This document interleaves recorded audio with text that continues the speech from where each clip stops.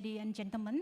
Now I would like to invite Ms. Janet Lord to start the session on the safety and protection of people with disability in situation of risk and emergency, please.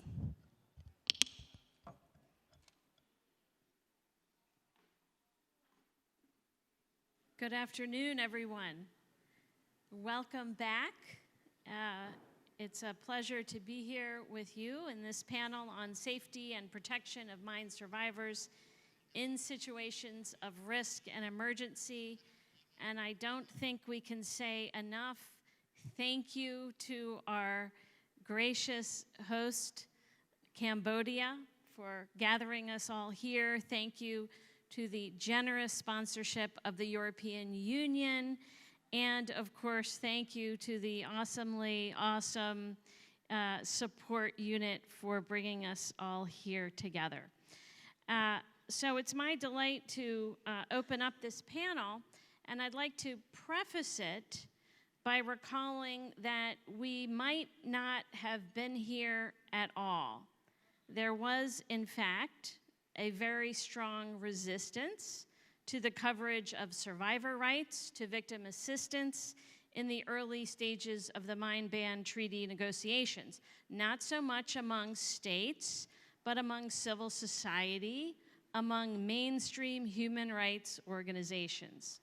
It was felt that references to actual people might dilute the core message of the treaty, namely the prohibition, the weapons ban. So clearly this was not a person-centered approach. The personhood of landmine survivors was not a main focus early on. My former colleague, Ken Rutherford, a landmine survivor himself, described the often uphill battle to incorporate assistance for victims on the agenda and in the treaty, and to treat landmine survivors as equals and as human beings with agency. So we certainly would not be here today absent the insistence of landmine survivors that their personhood and rights must be reflected in the mine ban treaty. And it's thanks to landmine survivors like my colleague Jesus Martinez that we have concepts closely connected to victim assistance reflected in the Convention on the Rights of Persons with Disabilities. Concepts that we've been talking about today, like peer support, psychosocial support, access to rehabilitation, reasonable accommodation as part of the non-discrimination obligation, and the collective duty of accessibility.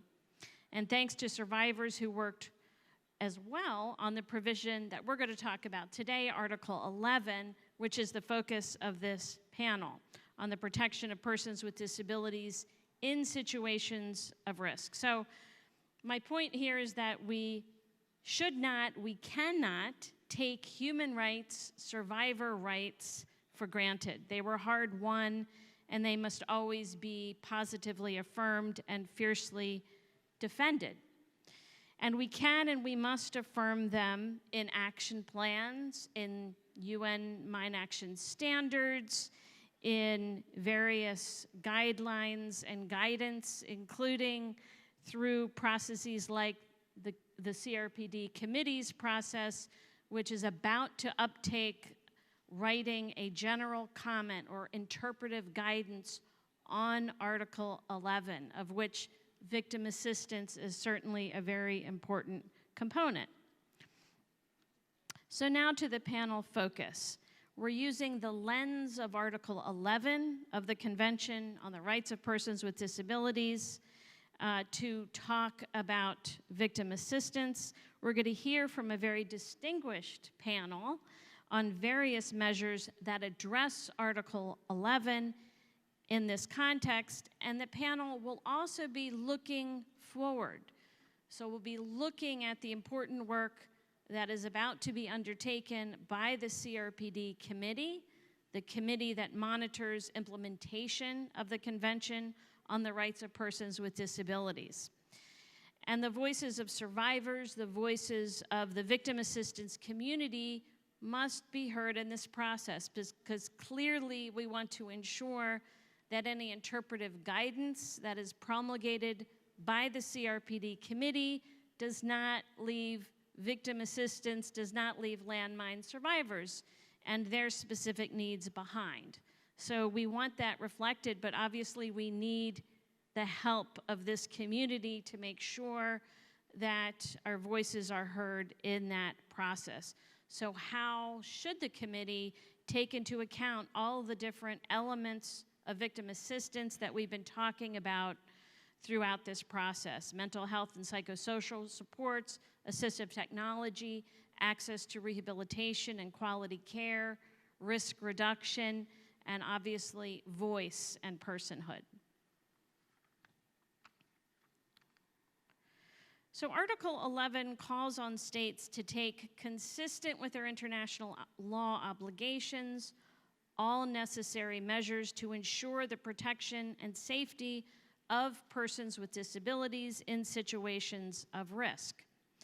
And when we were drafting Article 11 during the treaty negotiations, we were really cognizant of the importance of framing protection and risk not on the basis of inherent vulnerability or notions of paternalistic protection of persons with disabilities, but on the basis of the many barriers that serve to exacerbate harm and danger in risk situations. So we use the term situations of risk for that very reason.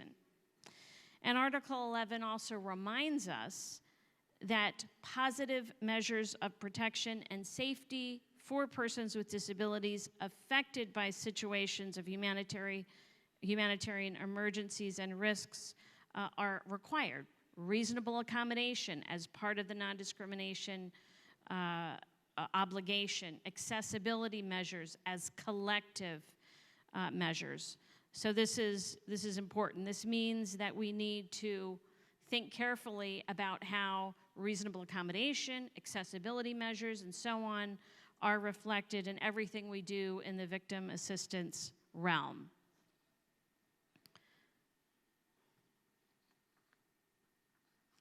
So I'll end by saying that the other thing that Article 11 does, which is incredibly innovative, is it calls on states to take measures to ensure protection and safety in accordance with their obligations under international law, including international humanitarian law and international human rights law. What does this mean? You know, it means that Article 11 is a bridge, or better yet, it's like bamboo or ginger. It's a rhizome. It spreads its nodes from this little provision over to the Mine Ban Treaty, to the Cluster Munitions Treaty, to other human rights treaties, and other treaties in international law. It is super cool. It bridges together the convention and all its rights together with the Mine Ban Treaty, our article on victim assistance, and many other treaties. It's an incredibly innovative treaty provision in international law, and it's one that we can and should and are using. So that is something that's really unique and special, and it has helped to foster connections across other treaty domains and into other processes. So we now have a Security Council resolution 2475 on the protection of persons with disabilities in armed conflict. We have a multitude of standards and guidelines. We have 2 interagency standing committee guidelines, one on mental health and psychosocial supports that we heard about this morning, and the other on the inclusion of persons with disabilities in humanitarian action. We have many other WHO promulgated guidelines. We have the Washington Group data question sets on disability. All of this is part of this broad landscape, much of which would not really be as important or impactful absent this incredibly interesting linkage that Article 11 gives us. So I am now going to turn to our panel. We are going to first hear from the voices of folks working across the world in different mine-affected, conflict-affected countries, and they're going to talk from their own experience, and I hope give us a foundation for thinking about what the CRPD committee might want to say about victim assistance, and then we're going to hear about this actual process of developing the general comment.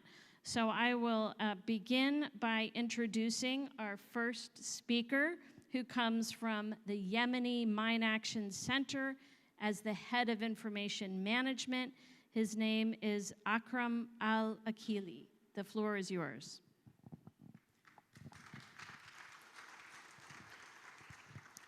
Thank you, Janet. Welcome, everyone. Good afternoon, ladies and gentlemen. I would love first to express my gratitude to Cambodia for hosting and organizing this conference. So in the beginning, I will demonstrate with a presentation with a few slides about the emergency situations regarding the safety and protection for mine survivors in emergency context. So next slide, please.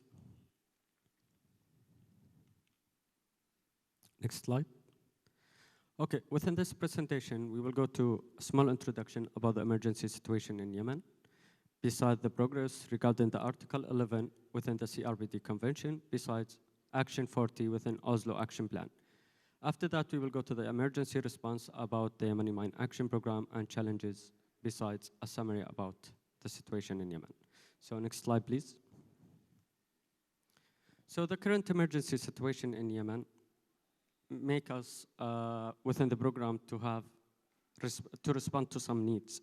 So there are specific aspects, actually, through which Yemen and its National Mine Action Program hope to focus and strive its efforts based on the available resources to coordinate efforts regarding while requesting assistance from partners, including local authorities from different governorates, and the international community support as well.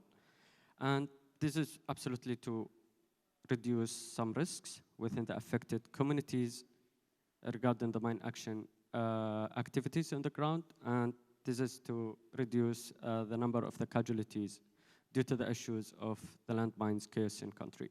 So the disaster of landmine, war remnants, and other explosive ordinances, besides IEDs, resulted in the increasing number of casualties. It's sadly to say this, but injuries and accidents, it's happened in various governorates in Yemen.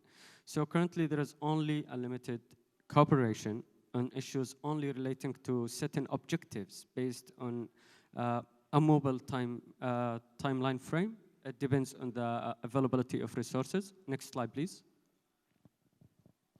So to continue with this introduction, just to confirm regarding victim assistance, Yemen has a national legislation and policy that generally takes in account assistance and the integration of all persons with disabilities into the civil society. So the current mine action activities during the emergency response plan within the mine action in Yemen aiming to reduce and decrease the number of the incidents and accidents within the current affected communities, especially that it's affected by the ongoing conflict at the current time, and to identify the affected population in all mined areas. In addition to raising awareness through the AURE activities, and this is to make everyone aware about the dangers of the explosive ordinances, and to inform local authorities and the current civil society, and to integrate with everyone without any discrimination.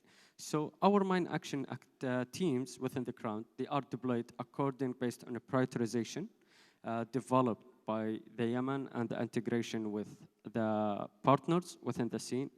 And this is with setting that's based on different technical working groups in the field. So next slide, please.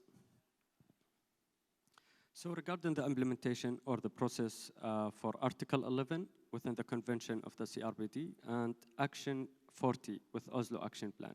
So currently we held different training workshops for training our national program staff through the support of some INGOs such as HI, besides the International Red Cross in Aden.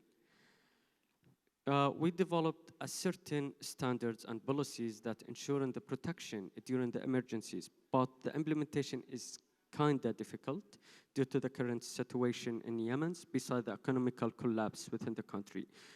Actually, there is a national mine action standard draft dedicated for highlighting the safety and the protection.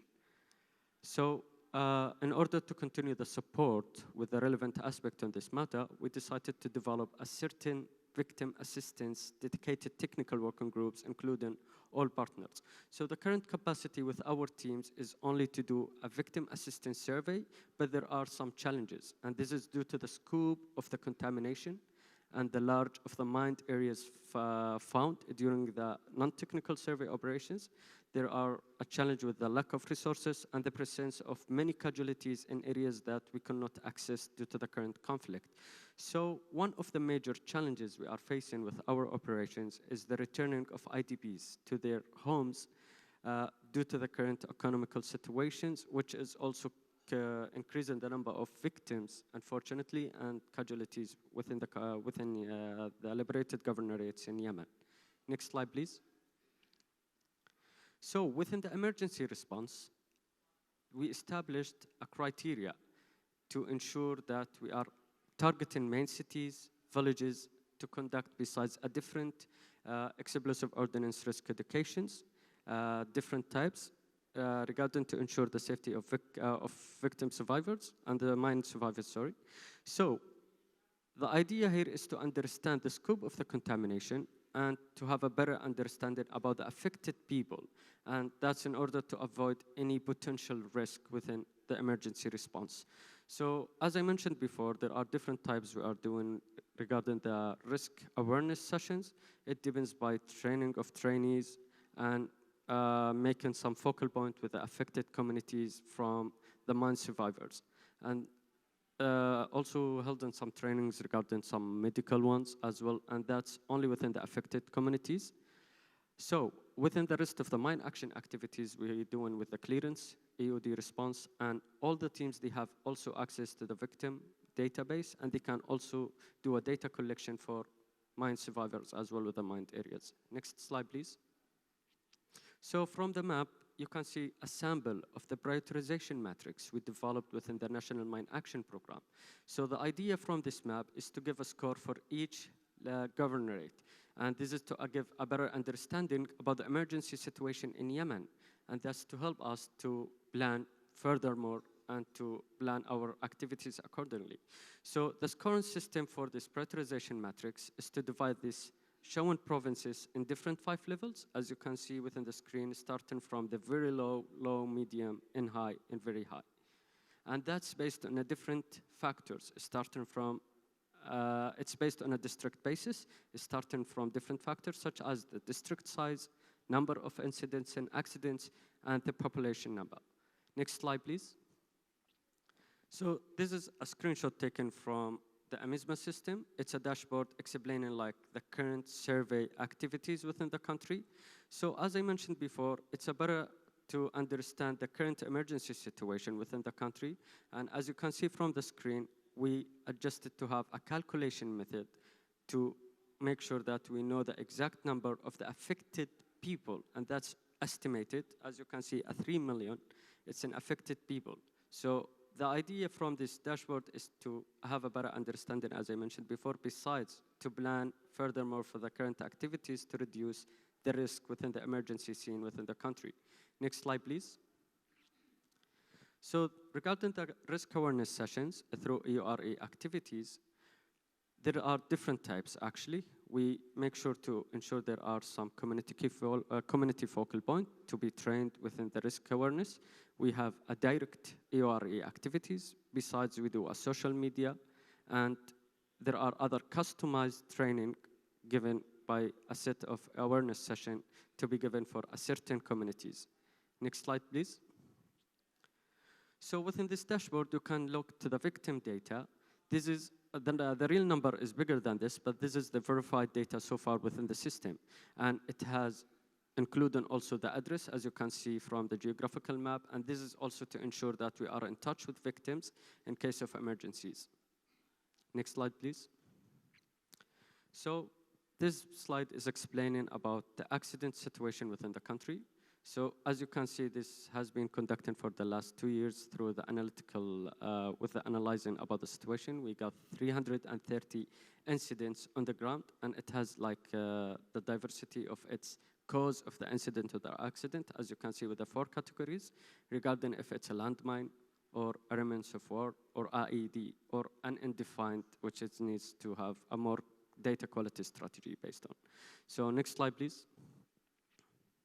So moving to the challenges, there are some challenges facing us currently with the emergency response within the mine action in Yemen, including victim assistance support. I will start with the weather. So Yemen, it has a unique rainy season, which it causes a flooding and floods that moves explosive ordinances from mined areas to a new mined areas. Besides, conflict is still ongoing, which it makes hard for us to plan accordingly, and that's why we still plan within the emergency situation at the moment.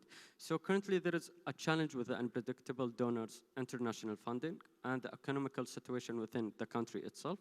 And last but not least is the geographical control and the accessibility of the mine action teams on the ground. Next slide, please. So as a summary from the current situation in Yemen, it makes it difficult to implement policies for safety and protection during emergencies, the size of the contaminated areas where conflict is ongoing, and the lack of resources. So the presence of many casualties in areas of ongoing fighting that are challenging to reach make victim survivance challenging. As a result, the government of Yemen established an emergency response for clearing mine and remnants of war in main cities and villages, and to conduct emergency EORE and victim assistance activities. So Yemen have developed a national prioritization matrix, as it was shown from the map with different colors, different opacity with different colors. So this prioritization matrix relies on open source information and previous mine action activities, such as clearance work to understand mine action emergency situation within the country. The challenges faced by Yemen, including weather, ongoing conflict, unpredictable donors, and unpredictable donors, international funding, and the fall of the economical situation within the country, beside the accessibility. Next slide, please. So this is the final of my presentation. I would be happy to answer any questions that may arise during the session or after the session. So thank you for listening, everyone.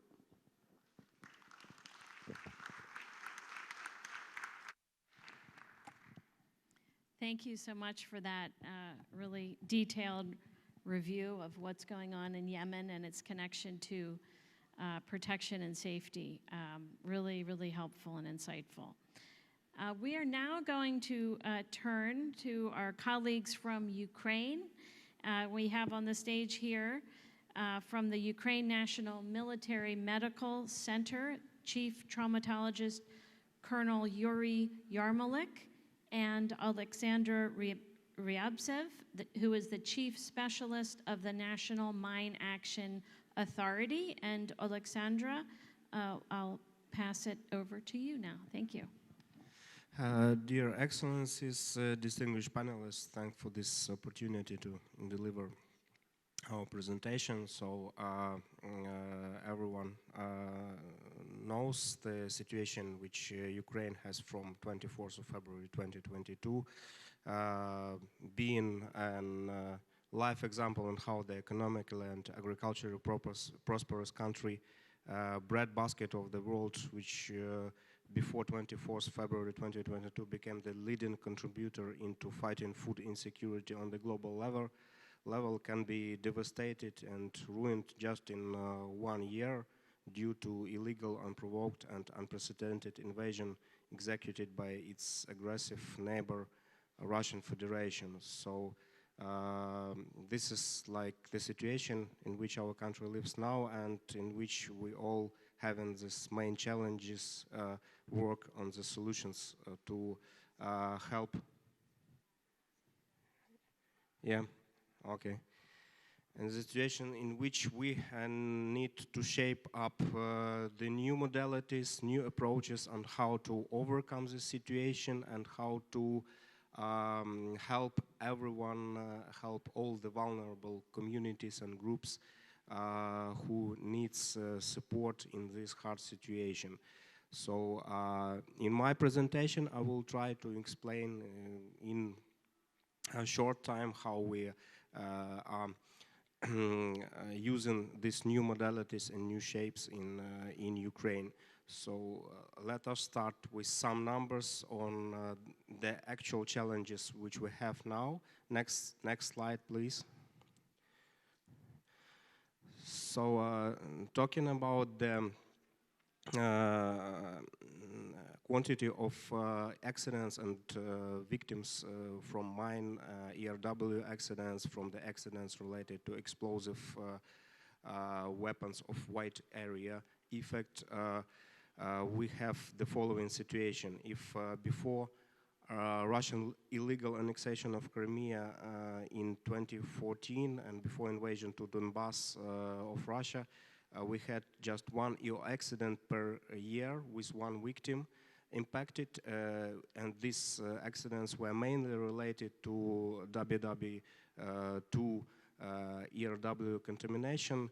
Now we have the situation when per 1 year we have more than 800 victims of mines and explosive remnants of war, and more than 500 accidents related to landmines and explosive remnants of war.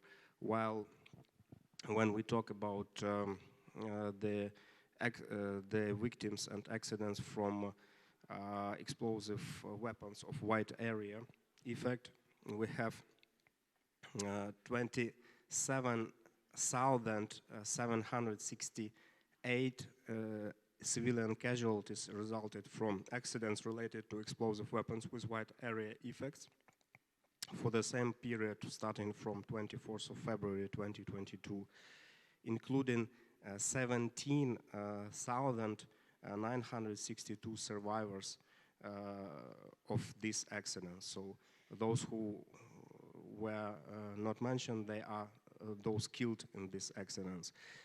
So these figures I want to emphasize are unfortunately being added on the daily basis. So on the daily basis we have victims from Russian shellings, bombardments, and from explosions on landmines and explosive remnants of war left by Russians.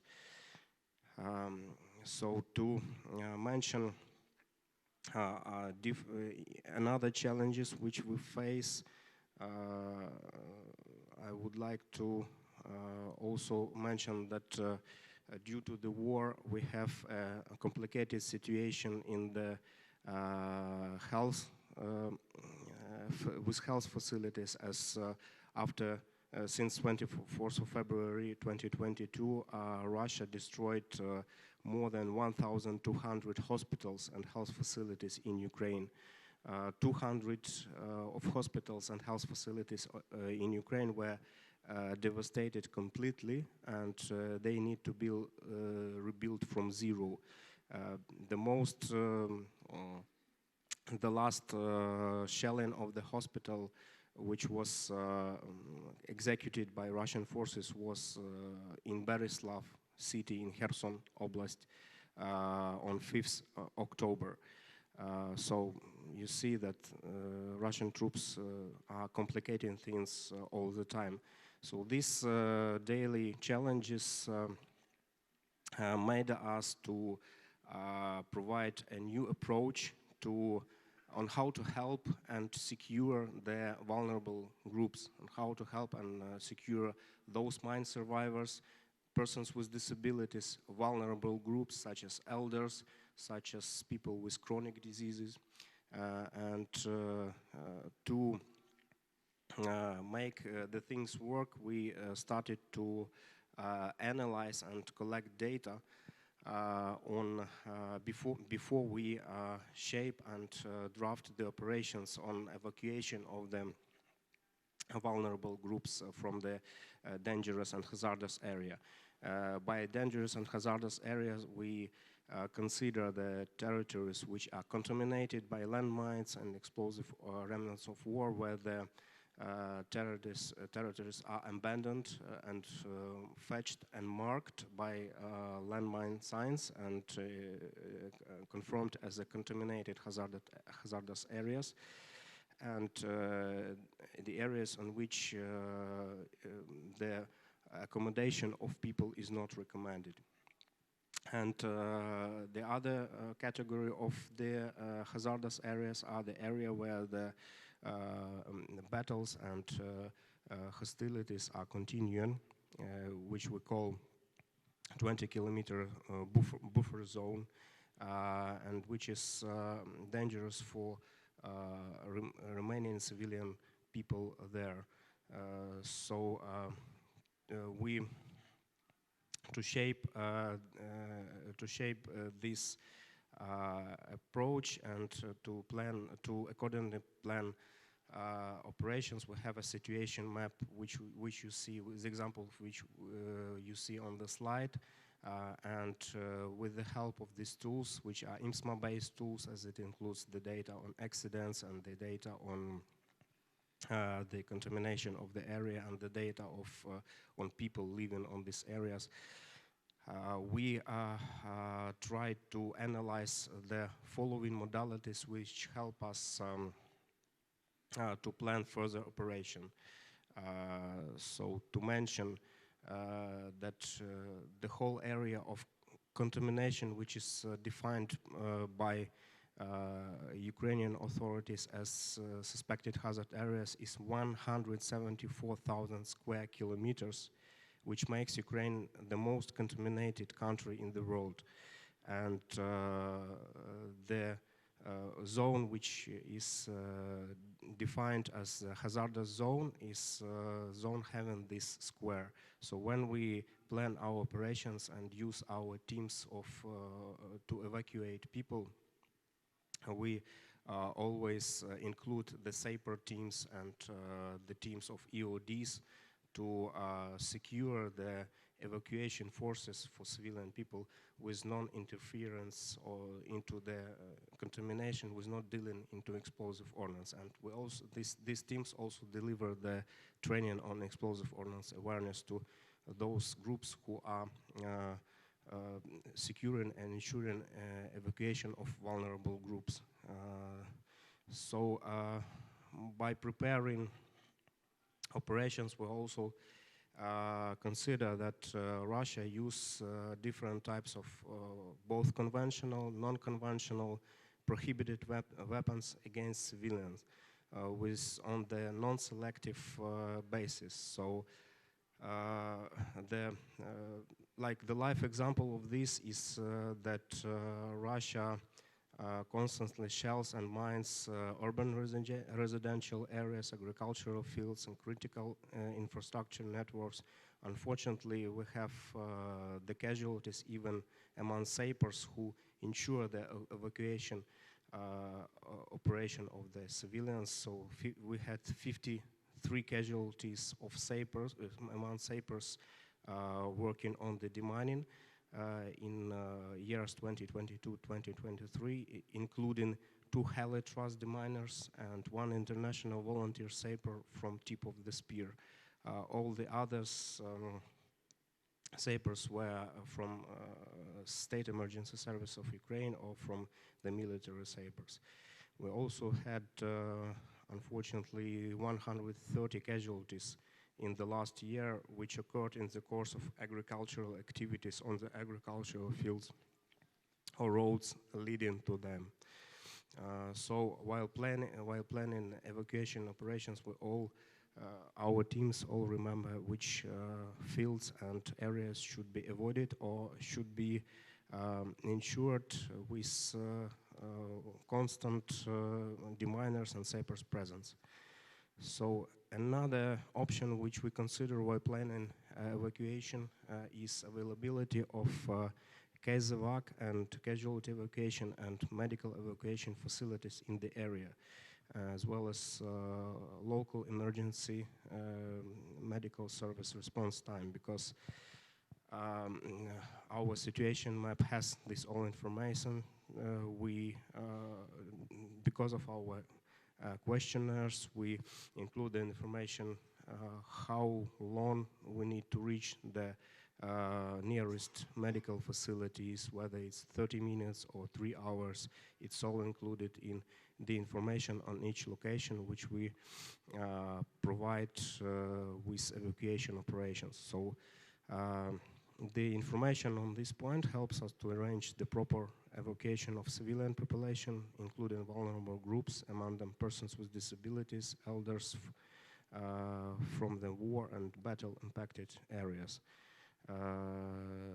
So we also consider in terms of CASEVAC and MEDEVAC evacuation operations, the number of transportation and types of transportation which we have to ensure the proper evacuation of those needed. Lately we have met the challenges related that we need more transportation for evacuees of an armored type, because unfortunately we had many cases when Russians bombard and shell even humanitarian corridors. Many of you know the situation with Kramatorsk train station in Donetsk region, which happened in April 2022, when there was an evacuation operation arranged for the people from impacted Donetsk region. And at that time, Russians shelled the Kramatorsk train station with the rocket of huge caliber, and as a result of this shelling, there were at least 300 or 400 victims, like 66 people killed and more than 100 people injured from this one, just one accident on the train station, due to the station being overcrowded. So now we, while preparing evacuation operations, we try to involve armored trains, armored vehicles for people to be secured in the area of Russian shells. While planning the evacuation, we also consider and collect the data on quantity of survivors in the area. So we categorize nature of the trauma and treatment needs on case-to-case data analysis, which helps us to prepare for them the relevant accommodation in safer areas, to prepare for them the accommodation which they will need in the areas where they will live, and also the information which will be included into new areas of their living support services, to assign them to the proper and relevant hospitals and services to continue their further medical treatment there.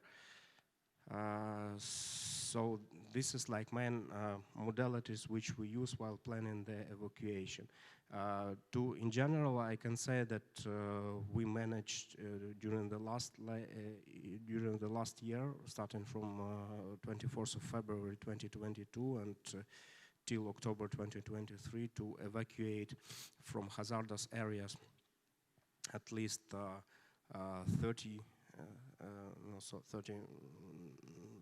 40,000 of persons with disabilities, and settle them into safer areas in Ukraine. Mainly these are Kyiv city and western Ukraine, like Lviv and Vinnytsia, and ensure them with the health services, and ensure them with social services and social payments, thus ensuring their guardian under the law of Ukraine on protection of internally displaced people, on the protection of persons with disabilities, and the provision of the free health services and social services to the persons with disabilities, which we have in Ukraine.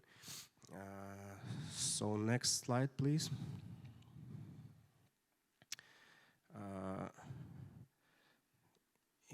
so just to mention the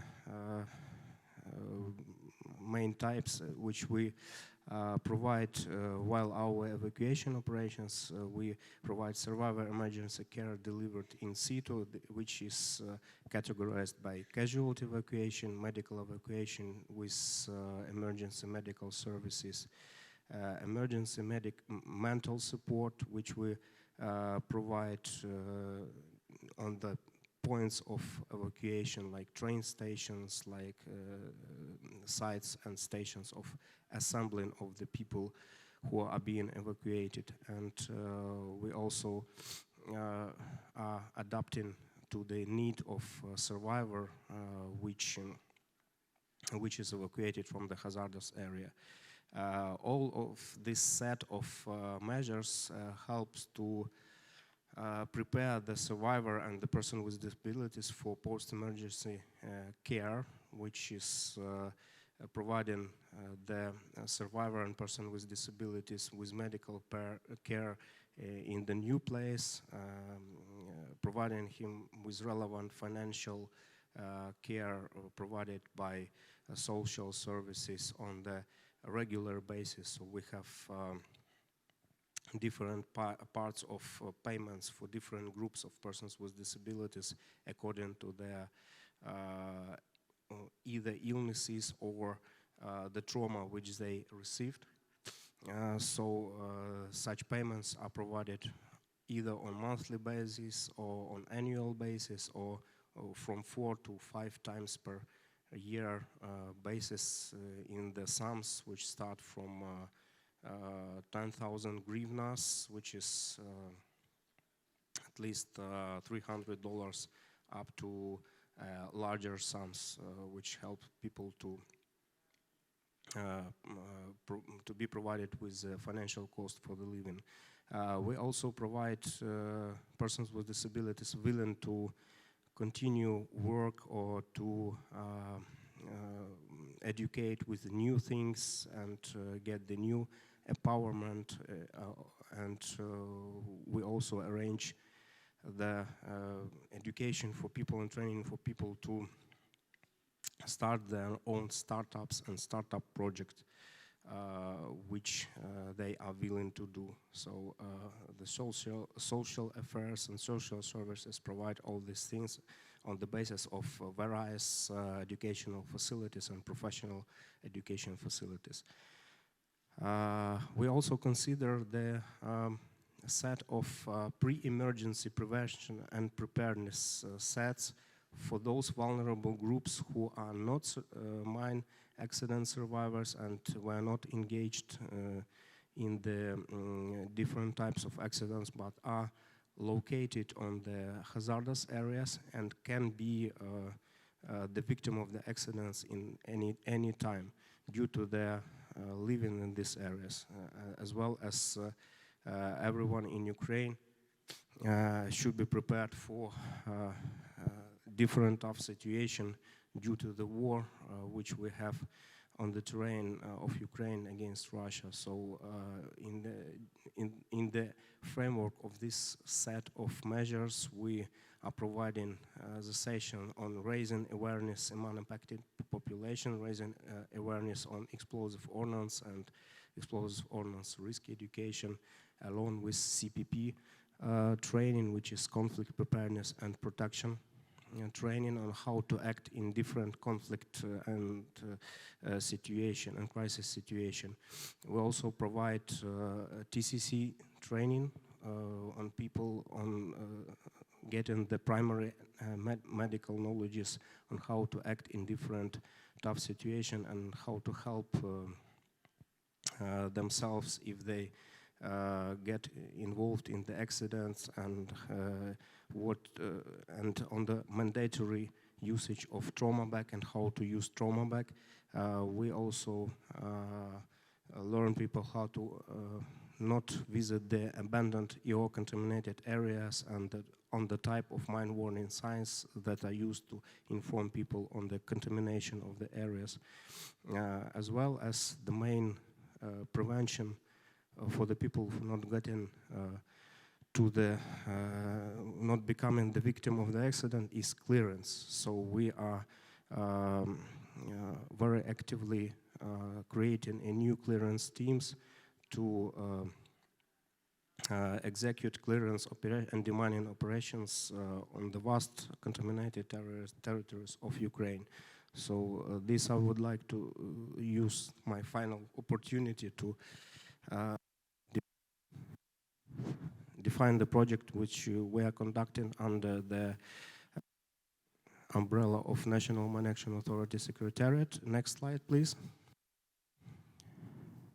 National Mine Action Authority Secretariat is forming 3 humanitarian demining battalions, which has more than 1,000 personnel. And these humanitarian battalions are mainly formed from the yesterday's combatants, the people which yesterday was military servicemen, but due to their injuries on the front lines, they cannot be at war anymore, but they still continue to be willing to service their country in the area of humanitarian demining. So we actively search for the donors and all willing parties to train and equip these teams to also as the part of empowerment of those injured and those victim survivors who were at the front lines just few months ago. So this helps psychologically to bring these humanitarian demining battalions to them to continue their work and to be useful for their country. So everyone who is interested in this in involvement and participation in this project are very welcome to share this information with me and with the National Authority of Ukraine Secretariat. All for the attention. Thank you so much. Yeah, the appeal is duly noted, right? Okay, let's switch over to Ali Jaafar Mohammed Al-HILO, who is the Deputy Chair of the Iraqi National Council of Persons with Disabilities.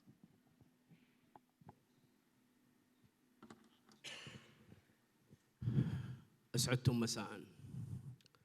شكرا مملكة كمبوديا. شكرا للاتحاد الأوروبي.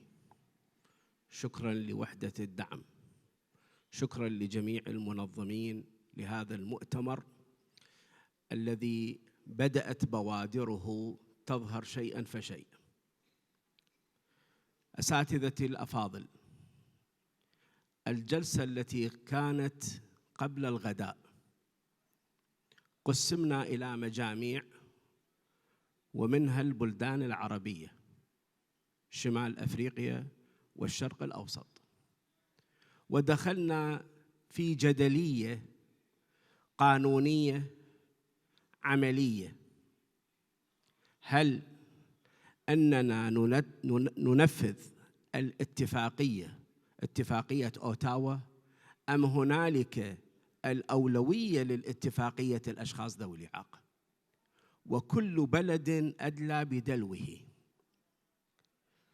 جمهورية العراق صادقت على جميع الاتفاقيات ذات العلاقة، سواء الاتفاقيات المعنية بالقانون الدولي الإنساني أو اتفاقيات حقوق الإنسان للأطفال، للمعاقين، لغيرها. في ضوء الاتفاقية التي صادق عليها العراق، وهي اتفاقية حقوق الأشخاص ذوي الإعاقة، صدر قانون مهم، وهو قانون هيئة رعاية ذوي الإعاقة والاحتياجات الخاصة. هذه الهيئة حديثة العهد، جمعت وتكون مظلة لجميع المعاقين، سواء كانوا هؤلاء المعاقين من ضحايا الألغام، إعاقات ولادية، حوادث مرورية، أي إعاقات مكتسبة، مع خصوصية كل فئة من هؤلاء المعاقين. أهم ما ورد من امتيازات في هذا القانون هي تهيئة المعين المتفرغ لخدمة المعاق، من يقدم المساعدة إلى المعاق، من يلازمه على مدى 24 ساعة أو عدا ساعات النوم. هذه المادة القانونية أجازت إلى الدولة أن تمنح راتباً شهرياً لمقدم هذه الخدمة، شرط أن لا يكون موظف.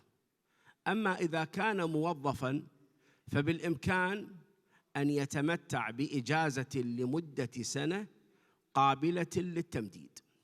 من هنا أنطلق. إذن المعاق لديه معين متفرغ لخدمته.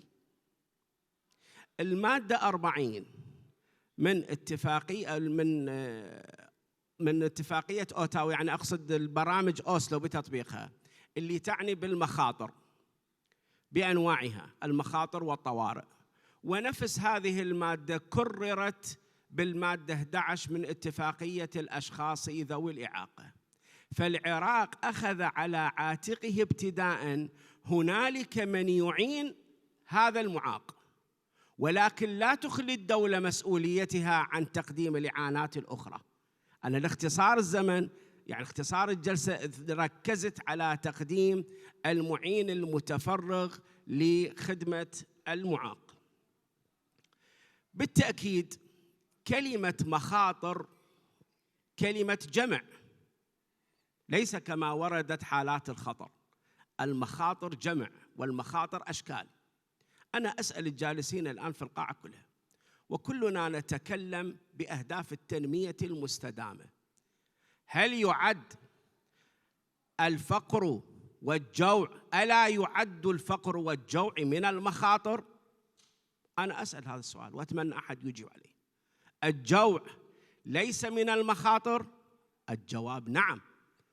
لربما أختلف معك في وجهة النظر، ولكن الجوع من أهم المخاطر التي يلاقيها الإنسان، سواء كان من ذوي الإعاقة أو من غير ذوي الإعاقة.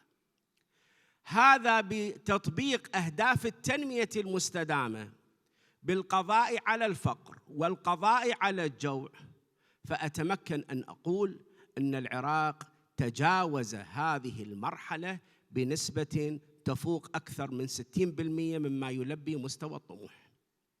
أما المخاطر الأخرى، دستور جمهورية العراق بعد 2005 انفتحنا على العالم، كنا منغلقين، وهذا الانفتاح سبب لنا بعض الكوارث، وأهمها كوارث الإرهاب وحوادث داعش الإرهابية، وما خلفت إلينا من أحداث في ثلث مساحة العراق. الإرهاب لا يميز بين معاق وغير معاق، لذا زادت على الدولة مشاكل إضافية بشأن هذه الشريحة. فأين وجدناهم؟ قسم منهم أصبح من النازحين الذين نزحوا في مخيمات في محافظات شمال العراق ووسط العراق. تمكنت الحكومة بالتعاون مع التحالف الدولي بالقضاء على الإرهاب وشمول هؤلاء بالحماية الاجتماعية بأنواعها، فضلاً عن تهيئة المعين المتفرغ لهم. هذا باختصار شديد. أما ما يتعلق بالتحديات، فبلداننا العربية تحدياتها مشتركة، وبلداننا النامية أيضاً، وهي نقص الأموال المالية. أحدكم يسأل يقول العراق بلد نفطي، أين نقص بالأموال المالية؟ نعم، بلد نفطي بس سياسات خاطئة، بحيث ميزانية الدولة أكثر من 90% تعتمد على إيرادات النفط، وواجه العراق أزمتين سنة 2014. الأزمة المالية انخفاض أسعار البترول، والأزمة الأمنية وهي احتلال داعش. التحدي الثاني أيضاً ذكر زميلي من اليمن، وهي الظروف الجغرافية والبيئية لعدم الوصول لمنطقة أو دون أخرى. فضلاً عن تغير المناخ، العراق للأسف الشديد يعد 5 بلد في العالم من الذين سيتأثرون بتغيير المناخ. شحة المياه الموجودة، ارتفاع درجات الحرارة، هذه كلها تسبب أعباء إضافية على الدولة أو على المعاق، كل على حد سواء. أكتفي بهذا القدر وشكرا جزيلا، والسلام عليكم ورحمة الله وبركاته.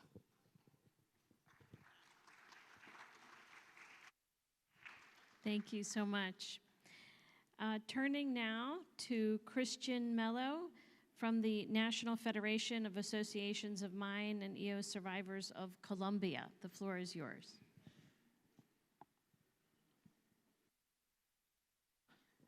En nombre de la Federación Nacional de Asociaciones de Sobrevivientes de Minas Colombia, reciban un cordial saludo, compañeros y compañeras sobrevivientes, al gobierno de Camboya, a todos los organizadores de esta conferencia mundial sobre la atención a las víctimas de minas, y agradecimiento especial a la Unión Europea, a la ISU, por hacer posible nuestra participación e intercambiar esos conocimientos o ese trabajo que realizamos y aprender en este importantísimo conversatorio. Nosotros, como Federación Nacional,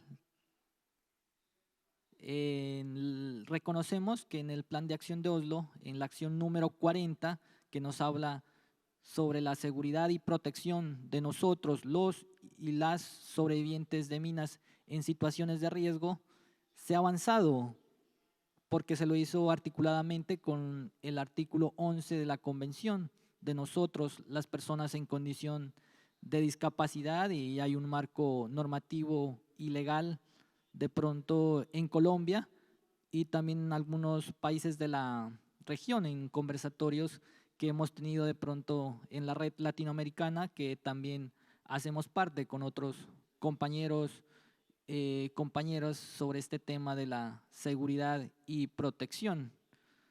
Desde la Red-Lat y de la Federación Nacional de Colombia hemos identificado que nos falta en el tema de poder implementar este marco normativo y legal de pronto en nuestros territorios.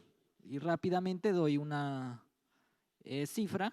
El mes anterior salió una encuesta global sobre la reducción sobre el tema del riesgo de conflicto con personas en condición de discapacidad por las Naciones Unidas. De 1.200 encuestas, en un 84% arrojó que muchos de los compañeros, compañeras no tienen ese plan sobre el tema de la prevención sobre los riesgos.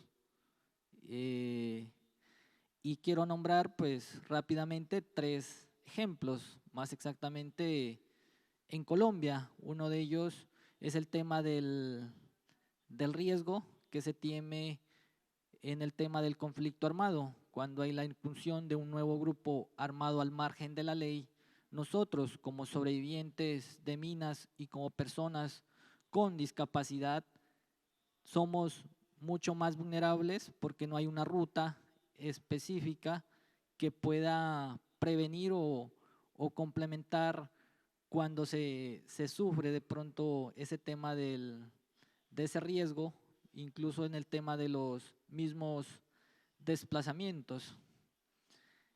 El segundo ejemplo que hemos identificado desde la Red-Lat y de la Federación Nacional es en el tema de la emergencia de la pandemia COVID-19.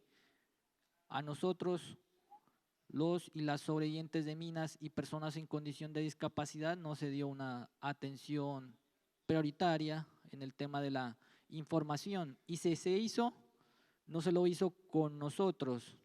Y si se lo hizo, nunca no lo informaron o nunca nos enteramos.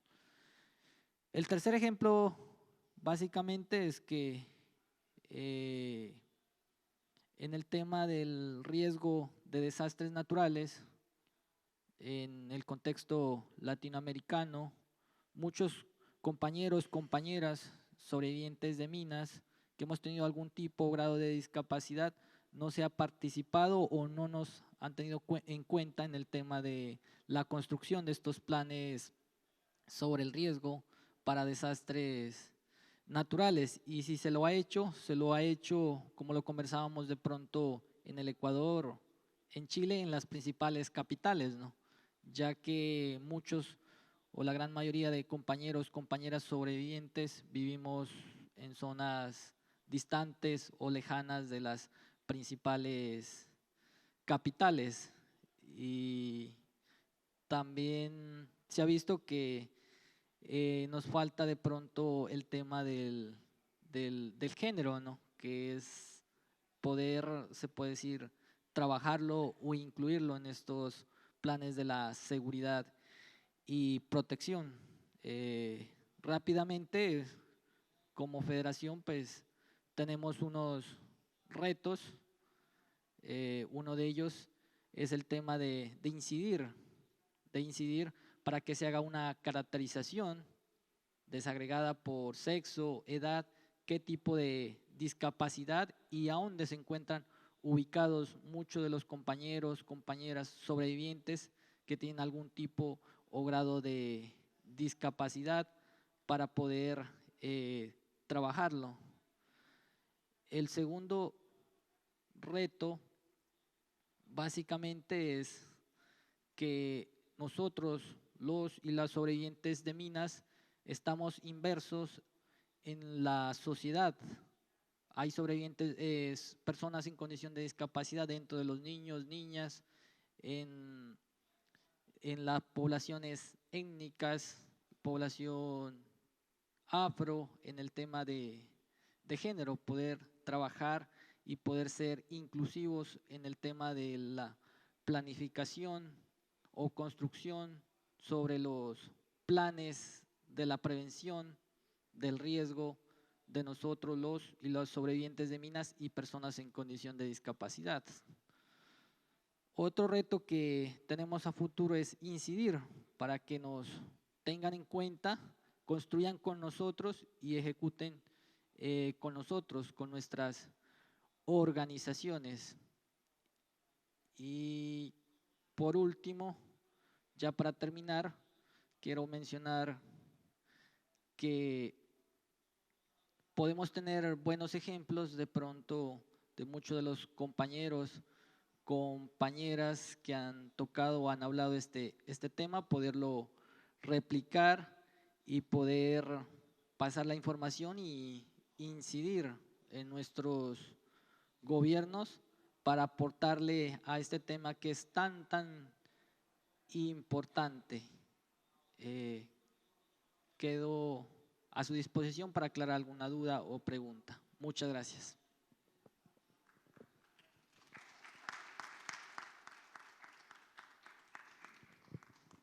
Thank you so much, Christian.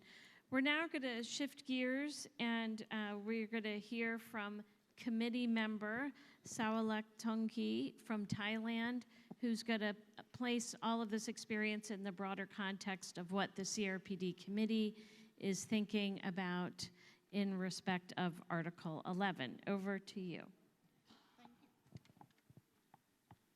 Thank you very much, Janet, and good afternoon, everyone. As we have time constraints, I will go quickly. I will talk to you how the committee interprets the Article 11 and translated into the concluding of the observations. To following the international human rights law, the state party have the obligation and duties under the law to respect, protect, and fulfill the human rights and fundamental freedoms. The obligation to respect means that the state party must refrain from interfering and curtailing the enjoyments of all human rights. And the obligations to protect require the state party to protect individuals and groups against human rights abuses. And the obligation to fulfill means that the state party must take a positive actions to facilitate the full enjoyment of basic human rights.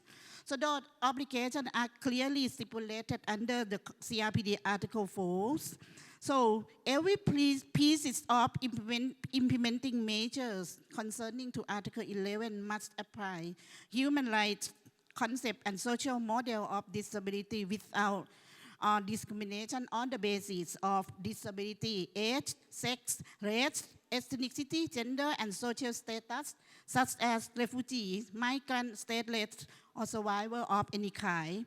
So therefore, this certificated data collection is a must to be available in place to ensure that the comprehensive mechanisms to protect and safeguard are inclusive of all persons with disabilities, regardless their identity in situations of risk. The state party has to undertake to put into place domestic measures and legislations compatible with CRPD accordingly. So however, the committee simply define the right to safety is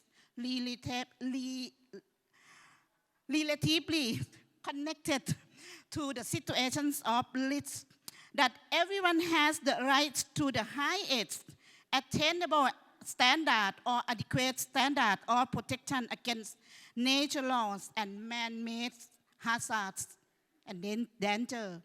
Nature laws and man-made hazards and dangers. So this definition is supported by the Universal Declarations of Human Rights, the International Covenant on Civil and Political Rights, and the International Covenant on Economic, Social, and Cultural Rights. That there are 6 components. The first is right to security and right to life. Right to an adequate standard of living include housing, freedom from hunger, right to health and safety at work, and right to health care. And the last, the right to freedom of choice in economic, social, and cultural spheres, as well as to self-determination and freedom of political choices. For example, so during COVID-19 pandemics, it is a natural hazard that builds a significant impact on individual self-determination to access equality and quantities, healthcare services.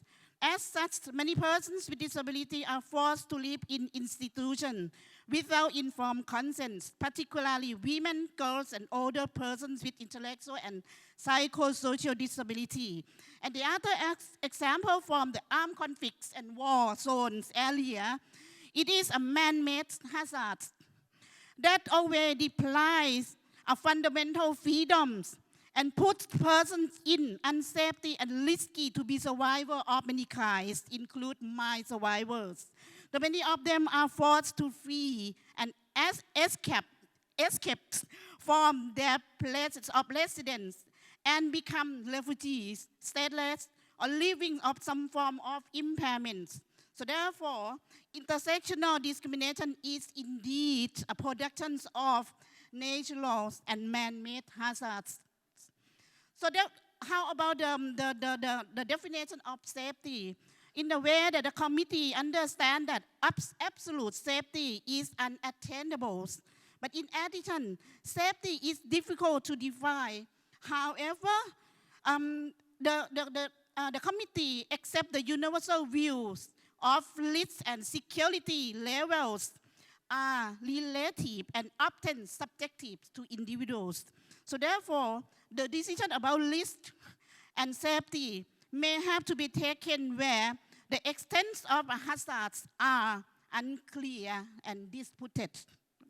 The 2 potential useful ways of addressing these problems are through the notions of adequacy and the highest attainable standard that the committee prefer to use the term adequacy. So let me take a few minutes to example to do the concluding of the observation of Lao PDR, which is the from the interpretation to the translation into the concluding of the observation.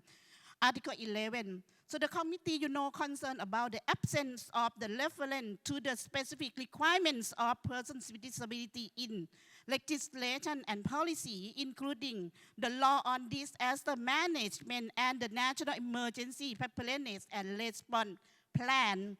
B, the lack of specific protocols for the evacuations of persons with disability in situation of risk, humanitarian emergency, and natural disaster and barriers to guarantee reasonable accommodation and accessibility to information evacuation centers, emergency relief assistance, early warning system, and community needs assessment.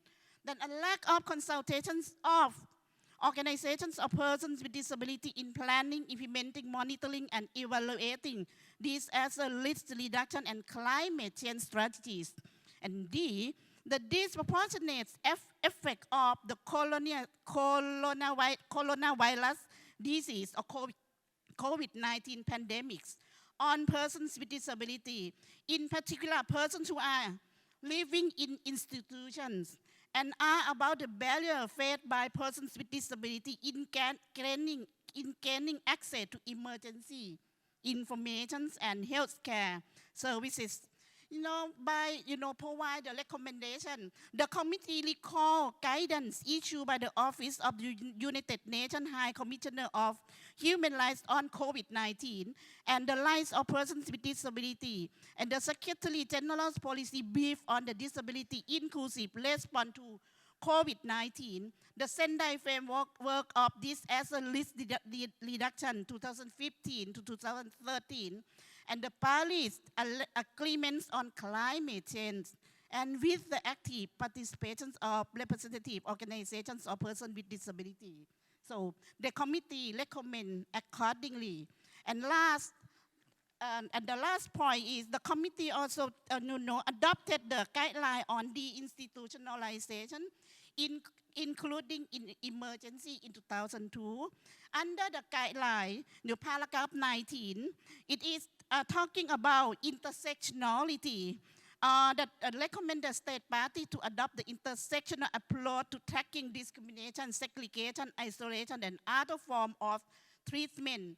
And also another paragraph address the issue of women and girls with disability in the situations of risk and humanitarian emergency.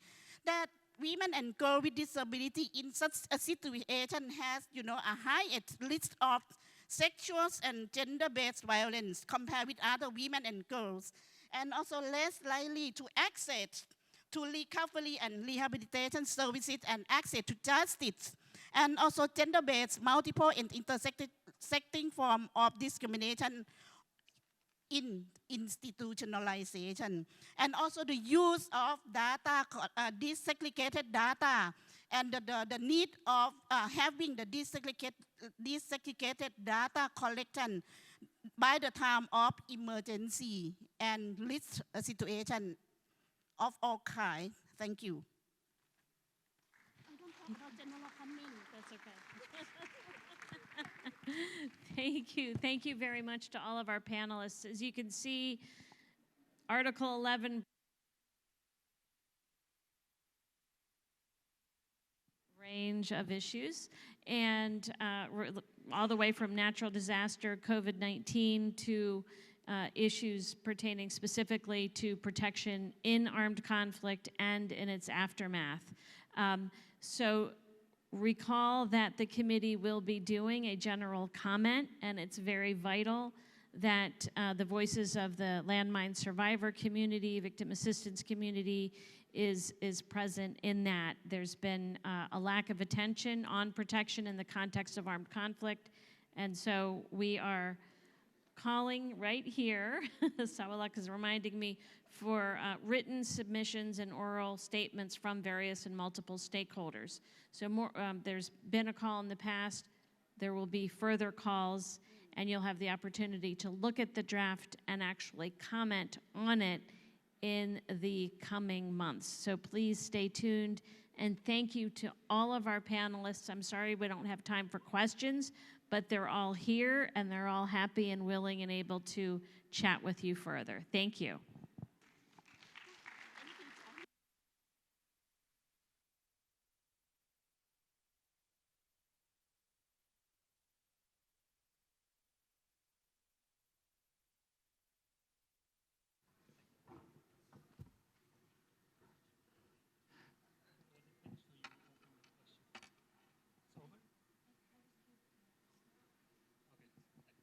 So I would like to thank you, Janet Lord, and all the experts and panelists here for your wonderful presentations. Apologies, there's no time for questions and answers, but remember we have also tomorrow. And remember these faces tomorrow, chase them in the other room. I'm sure there's a lot of questions. I've already received one question in my table, but we'll have to keep it because there is, so thank you very much. You can leave the stage. You send me an email? So any question, you can also email it to the ISU. We will make sure to pass it on to the panelists, to the moderator, whoever you had a question for, okay? I have a couple of announcements to make. While you are free to leave the stage, you know. The first announcement is we invite you to check out the Cambodian wheelchair basketball team at 5:30 by the entrance of the hotel right outside here at the Sofitel. That's 5:30. Then starting at 6:30, feel free to come to the ballroom number 1, where we were in the morning, for a reception. However, the dinner and the drinks will start to be served at 7 o'clock, and it will last until 9 o'clock. A last announcement is for the presenters and moderators of tomorrow's sessions. You have received emails from us. Please stay behind in this room for a quick briefing before you jump to the basketball wheelchair outside. So that's all for today. Thank you very much, everyone.